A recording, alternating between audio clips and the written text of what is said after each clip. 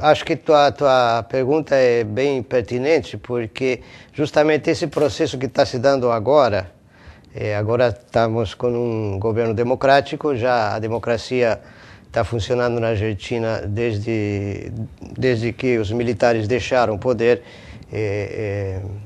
depois da Guerra das Malvinas, né? E nesses últimos 2 períodos de governo, do Néstor Kirchner e agora da Cristina, há um enfrentamento violentíssimo entre o mais importante meio de comunicação, que é uma espécie de organizações Globo daqui, que é o jornal Clarim, que tem TVs, tem jornais regionais, tem uma série de empresas, e há um enfrentamento assim descarado entre esse meio e o governo, né? Então isso continua, só que com outra, de outra forma, né? Porque agora não é uma ditadura que está no poder, é um governo democrático. Então agora, digamos, continua esse tipo de enfrentamento, mas é ao contrário, né? Então isso aí hoje em dia é uma das grandes brigas que estão acontecendo lá, é essa aí.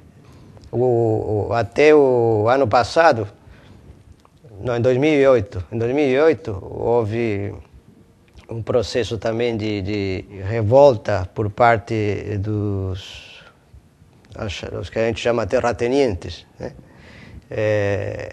Que são os que hoje em dia estão espalhando a soja em todo o país, né? Estão acabando um pouco com a própria terra, né? E a propósito de um aumento de impostos que o governo estava querendo impor.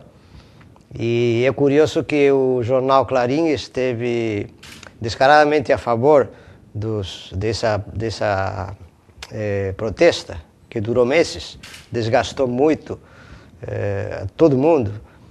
E eu não sabia, fiquei sabendo nessa época, o próprio Grupo Clarim tem terras onde se produz soja, né? Então é complicado, né? Esse jogo de interesses.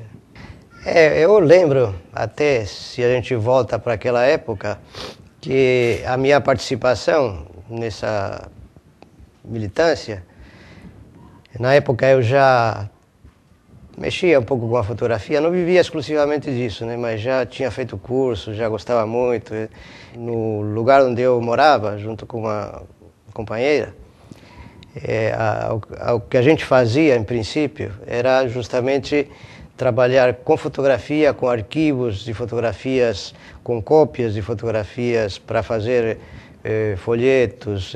A organização na que eu acabei militando, uma organização relativamente pequena, dessa ala esquerda do peronismo, conhecida como peronismo revolucionário, e lançava um jornalzinho também, né, como quase todas as organizações, e a minha função na época, inclusive, era essa, de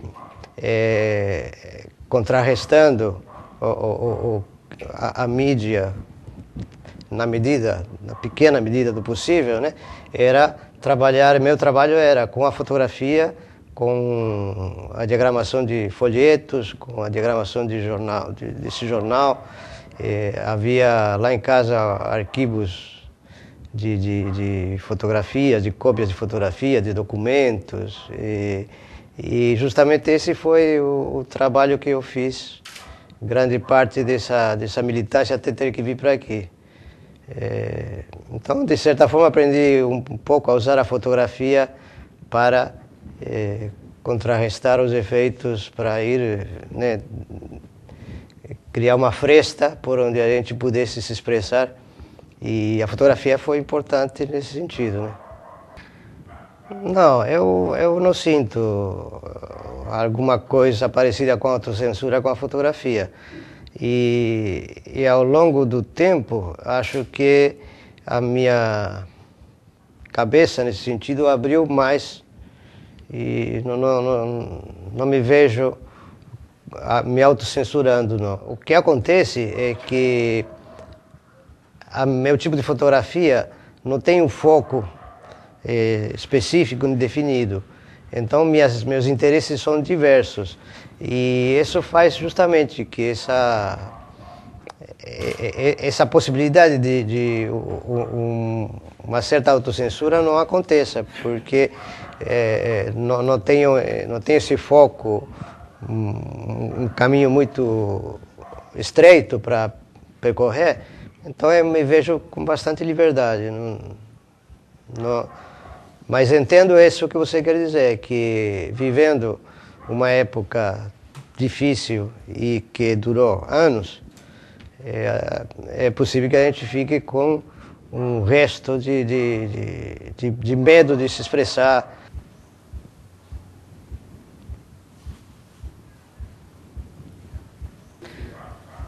Nunca pensei por esse lado, né? Acho que não creio que seja.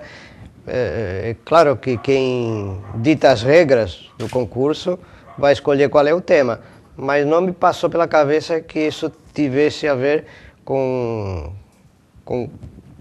censura especificamente, ou com escolher temas para deixar de lado outros, né, de militância. E nessa época, vários mais vieram porque não havia condições de ficar lá. Tanto que eu fiquei sabendo que depois que eu vim para aqui, na casa em que eu morava, a casa em que eu morava foi... entraram, reviraram, quebraram. Se eu estivesse, não estava aqui.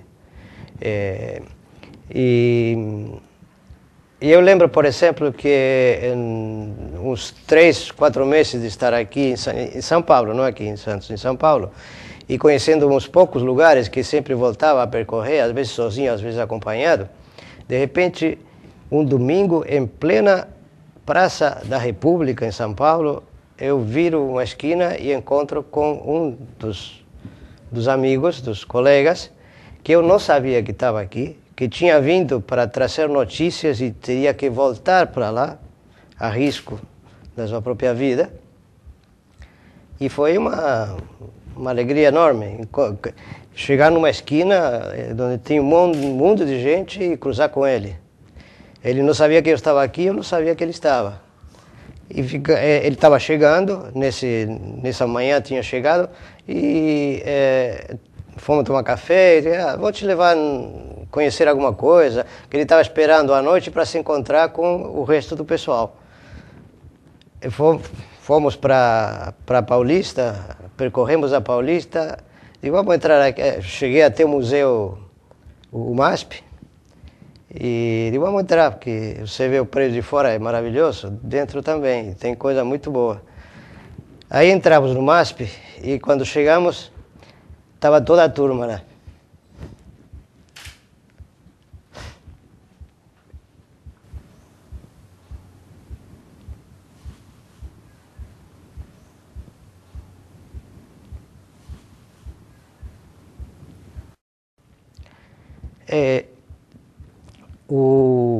O que tinha vindo para aqui, só para contar como as coisas estavam lá, ele voltou e lá foi sequestrado. E os outros, tem alguns que estão na Europa, os que estavam mais comprometidos com a coisa e que estavam com a cabeça a prêmio, se exilaram mesmo na Europa, na Suécia, França. Minha atividade, que era mais periférica, acabou me permitindo ficar por aqui, né? Mas aquele encontro foi...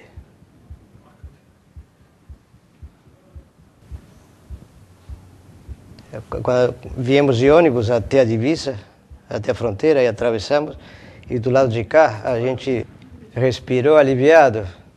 E quando o cara da alfândega do lado de cá recebeu os documentos nossos, aí falou aquela frase típica daqui. Eu vim saber depois que essa frase era típica daqui, de um cumprimento. Ele falou, tá tudo legal? A gente, tá tudo legal, tudo legal. Para nós significava outra coisa, né?